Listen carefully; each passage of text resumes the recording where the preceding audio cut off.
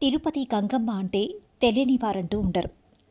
ఎంతో ప్రసన్నతతో, రాజసంతో అమ్మ కూర్చున్న తీరు చూస్తే నేనున్నాను, ఇక మీకెందుకు భయమని చెప్తున్నట్టుంటుంది.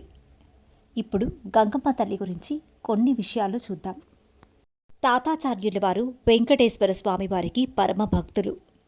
ఒకసారి ఆయన తన శిష్యులతో కలిసి దేశ సంచారం కోసం బయలుదేరుతారు.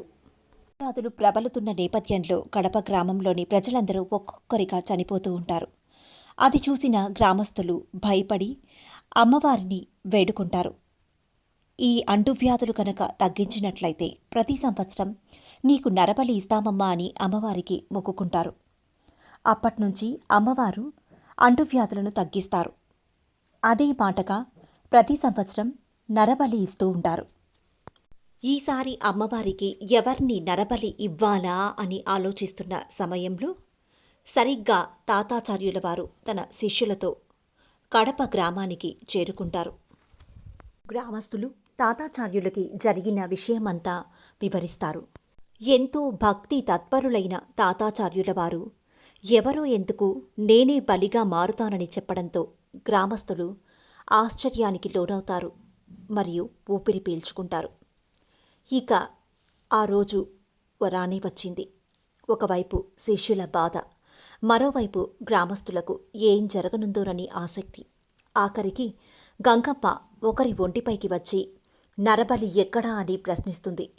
వెంటనే తాతాచార్యుల వైపు చూసి దగ్గరకు వెళ్లేలోగా తాతాచార్యుల తన అనుష్ఠాన మహామంత్ర జపంతో అగ్నిలో ఎర్రగా మంత్రంతో కాల్చి ఉంచిన శంఖ చక్రాలను అతని 2 చేతులపైన వీపుపైన ముద్రలు వేయుగా ఆ శక్తి అశక్తురాలైంది. అక్కడున్నవారు తాతాచార్యుల శక్తికి ఆశ్చర్యపోతారు. ఆయనకి ఎంతో కృతజ్ఞతలు తెలుపుకుంటారు. తరువాత తాతాచార్యుల వారు గంగమ్మ విగ్రహాన్ని అక్కడి నుంచి తిరుపతికి తీసుకువచ్చి ఒక గుంటలో నిలుపుతారు. ఆ ప్రదేశమే నేటికి మనం చూస్తున్న తాతయ్య గుంట గంగమ్మగా ప్రసిద్ధి చెందింది. ఇలా కొన్నేళ్లు గడిచింది. అప్పటికి తిరుపతి పెద్దగా అభివృద్ధి చెందలేదు. అక్కడ పొలం పని చేసుకునే వారికి నేనిక్కడున్నాను, నన్ను ఆ పైన పెట్టండి, నేనిక్కడున్నాను, నన్ను ఆ పైన పెట్టండి అనే మాటలు వినిపించేవట. వరుసగా 3 రోజులు అదే మాట వినపట్టంతో వారు అక్కడ వెతుకగా అమ్మవారి విగ్రహం బయటపడింది.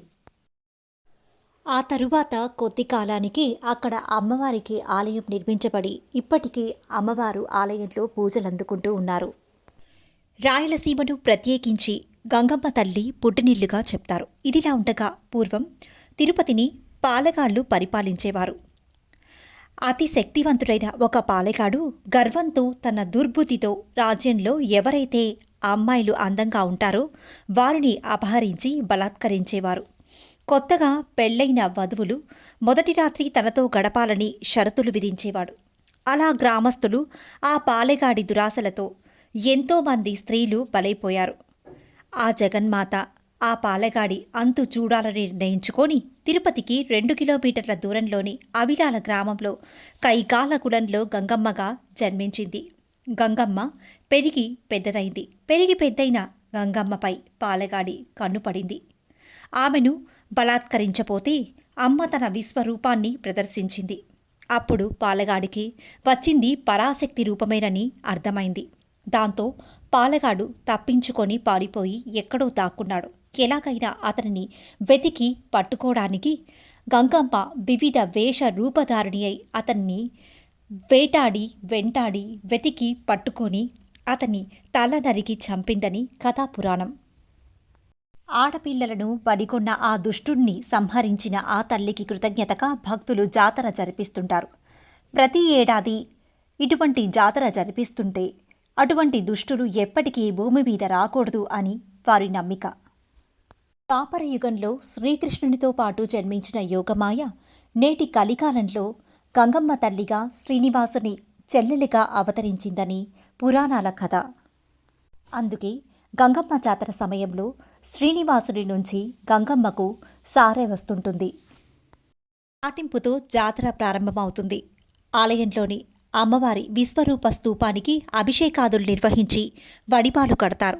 సాయంత్రం అవిలాల నుంచి కైకాల కుల పెద్దలు పసుపు కుంకుమ వస్త్రాల సారెను తీసుకొస్తారు. వారు తీసుకొచ్చిన ఈ పసుపు కుంకుమలను పొలిమేర్లలో చల్లుతూ జాతర గూర్చి చాటింపు వేస్తారు. చాటింపులో ఉన్న ఊరివాళ్లు జాతరకు ఖచ్చితంగా ఊర్లో ఉండాలి. ఇది అనాదిగా వస్తున్న నియమం. లో దున్నపోతును ఒక్క వేటుతో నరికి ఆ రక్తంతో అన్నాన్ని కలిపి గ్రామ పొలిమేర్లలో విసరడంతో అమ్మవారిని ఇక ఆ ఊరిలోనే బంధించేవారు. కొన్ని చోట్లయితే సినిమానుకు వేలాడదీసిన మూగజీవిని మరుసటి రోజు కిందకు దింపాక ఆ జీవి బ్రతికుంటే దాని అదృష్టం వదిలేస్తారు. అలా బ్రతికిన జీవి అదృష్టాన్నిస్తుందని నమ్ముతారు. కొన్ని చోట్లయితే బియ్యం కొలత వేసి గ్రామదేవత గుడిలో పెడితే మరుసటి రోజు ఆ బియ్యం పెరుగుతాయని నమ్మకం. జాతరకు సంబంధించి రకరకాల నమ్మకాలు.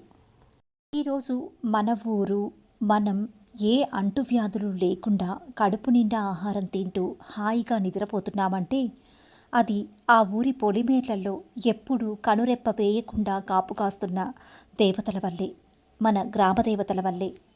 మన గ్రామదేవతలను మనం మర్చిపోకూడదు. మనం ఏదైనా పనిని తలపెట్టినప్పుడు మన దేవుళ్లతో పాటు గ్రామ దేవతలను ముందు పూజించాలి. ఎందుకంటే ఈ ఊర్లో మనం హాయిగా ఉన్నాము అంటే ఆ తల్లి చల్లని చూపులే కదా. ఆ మహాశక్తి చల్లని చూపులు మనందరిపై ఎల్లవేళలా ప్రసరిస్తూ ఉండాలని మనస్ఫూర్తిగా అమ్మవారిని కోరుతూ సర్వం శ్రీకృష్ణార్పణమస్తు.